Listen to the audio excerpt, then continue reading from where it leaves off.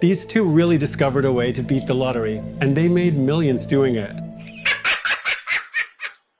In this video, I'll reveal it to you. It was a long time ago, more than 20 years back, when the state lottery office in Michigan came up with a new type of lottery called Windfall. You still had to pick numbers in it. You still had to guess them all if you wanted to win the main jackpot. I do. And whenever no one managed to win, the prize would roll over and carry into the next round, making it even more attractive, so people would bet even more. But there was one difference. That betting company actually introduced a special rule. If no one guessed all 6 numbers and no one won the $5 million jackpot, then everyone who picked at least 3, 4, or 5 correct numbers would win. So the more numbers you guessed correctly, the bigger percentage of the prize you would get. And this brings us to the guy I showed you at the beginning, Gerald Selby. Jerry was really great at math, and while he was sitting in a restaurant solving crossword puzzles, since he was already retired and didn't have much to do, he noticed and read the rules for that new lottery. He jotted it all down on paper, well, more like on a napkin, and in less than 3 minutes, he had it figured out. It did not take you weeks to suss this out. No, not at all. 3 minutes. He realized they had made a little mistake, a tiny loophole, or rather, A loophole you could drive a truck through. Actually, it's just basic arithmetic. he figured out that if you buy enough tickets, thousands of them, the statistical probability practically guarantees you can't lose money. That for every 11,000 tickets bought for $11,000, he should have at least 40 tickets that would win $10,000, and about 180 to 190 tickets that would bring in another $9,000. So in total, a profit of $8,000. I'm rich. Jerry was scared and hesitant because, after all, This is such an obvious mistake. Anyone who read the rules would definitely notice it. Are you thinking, I bet there are 1 million people that have also caught on to this? Exactly is what I thought. and he kept recalculating it because, This can't be right. I must have made some kind of mistake here. but in the end, he got up the courage. He didn't even tell his wife that he would gamble with the money they had set aside for their retirement like this. And he tried it, and it worked. He bought lottery tickets for $3,600 and made $6,300. So that's 63 divided by 36. A 75% profit margin. So he bet a second time, this time 8,000, and almost doubled it to 15,700. And when things were going well for him, when he saw it was working, that's when he finally told his wife. At that point, I told Marge what I was doing. I was going to say, March, let's start at 100% and gradually add more. That's Jerry's motto for betting and mine for working out.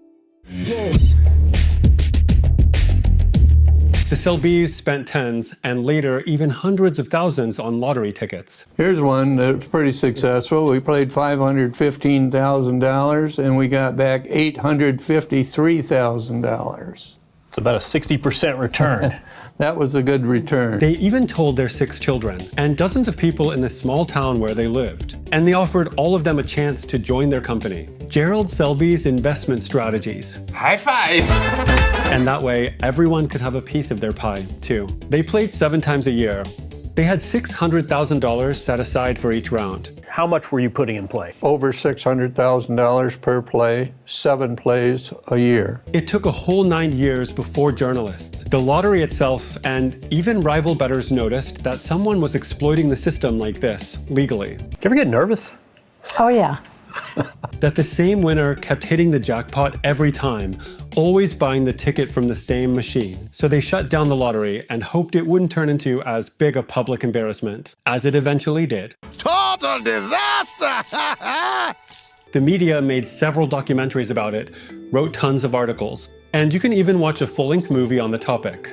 It has a 6.9 star rating on IMDb, but over those 9 years, it's estimated that Gerald and Marge Selby bought tickets worth $26 million and made about $8 million in net profit before taxes. That's not a bad retirement. With that money, they were able to help their 6 children, 14 grandchildren, and 10 great-grandchildren with housing and education. On top of that, in interviews they talk about how it brought them closer together, how it gave their lives meaning, how they took trips, booked a motel room, and then spent 10 hours a day, 10 days straight, checking boxes full of 60,000 tickets. Alright, so why am I making a video about this, and what inspiration can you take from this story? Well, that's as clear as day. So I can once again talk to you about quantity, about the fact that whatever you want to do, you first need to do a lot of it and not worry too much about how good it's going to be, because let me tell you, it won't be good. It's completely obvious that your first push-up will be worse than your 1,000th, and your 1,000th will be worse than your 100,000th. When you run your first kilometer in your life, the next day you won't even be able to move because of all the muscle soreness. But when you run your 1,000th kilometer, after the first kilometer you'll just feel pleasantly warmed up. Usain Bolt, for example, used to train for 4 years just to run a 9.5-second race. Isn't that funny? But quantity is important for another reason too. Content creation, the success of your posts and videos, is and always will be one big lottery.